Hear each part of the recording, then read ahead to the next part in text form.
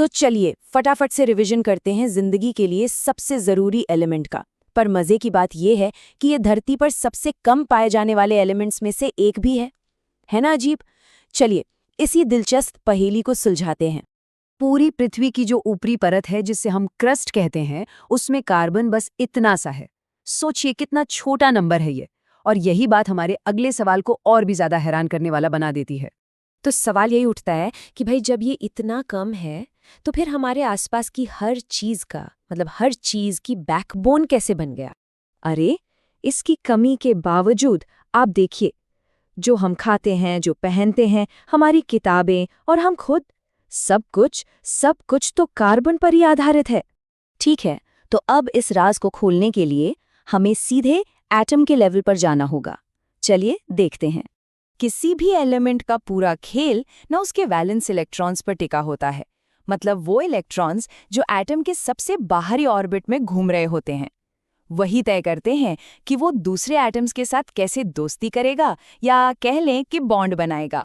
और कार्बन के केस में मैजिक नंबर है 4। उसके सबसे बाहरी शेल में 4 वैलेंस इलेक्ट्रॉन्स होते हैं। बस यही इसकी सारी अनोखी शक्तियों का राज है।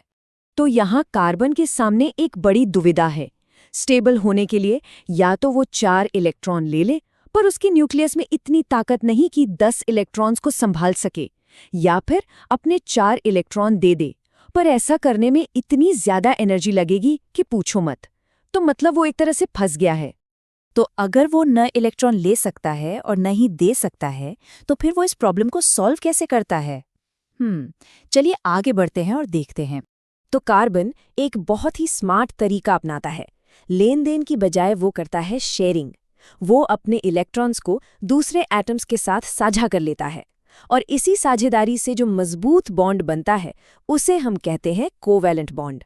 और ये शेयरिंग भी कई तरह की हो सकती है।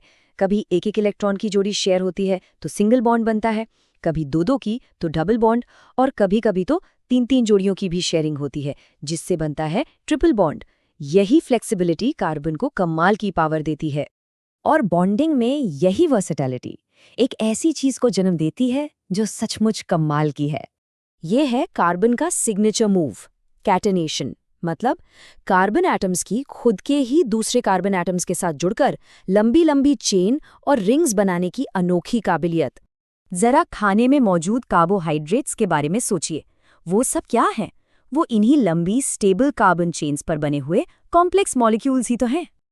अच्छा, अब एक क्लासिक एग्जाम क्वेश्चन जो अक्सर लोगों को कंफ्यूज कर देता है। अगर कार्बन के बॉन्ड्स इतनी मजबूत हैं, तो फिर कार्बन के कई कंपाउंड्स का मेल्टिंग पॉइंट इतना कम क्यों होता है? और इसका जवाब छिपा है 2 अलग अलग तरह की ताकतों में। देखिए, एक मॉलिक्यूल के अंदर एटम्स को जोड़ने वाले कोवेलेंट बॉन्ड्स वो तो बहुत मजबूत होते हैं, लेकिन एक मॉलिक्यूल को दूसरे मॉलिक्यूल से जोड़ने वाली जो फोर्स होती है वो बहुत कमजोर होती है, और उसे तोड़ना बहुत आसान होता है। चलिए अब देखते हैं कि कैसे वही कार्बन एटम्स अलग अलग तरह से जुड़कर ऐसे मटेरियल्स बना सकते हैं जिनकी प्रॉपर्टीज जमीन आसमान का फर्क रखती हैं। ये सच में हैरान करने वाली बात है कि एक ही एलिमेंट यानी कार्बन दुनिया का सबसे हार्ड सब्सटेंस यानी हीरा भी हो सकता है, और एक सॉफ्ट लुब्रिकेंट यानी ग्रेफाइट भी। ये सब कुछ बस इस बात पर निर्भर करता है कि एटम्स आपस में जुड़े कैसे हैं। कमाल है।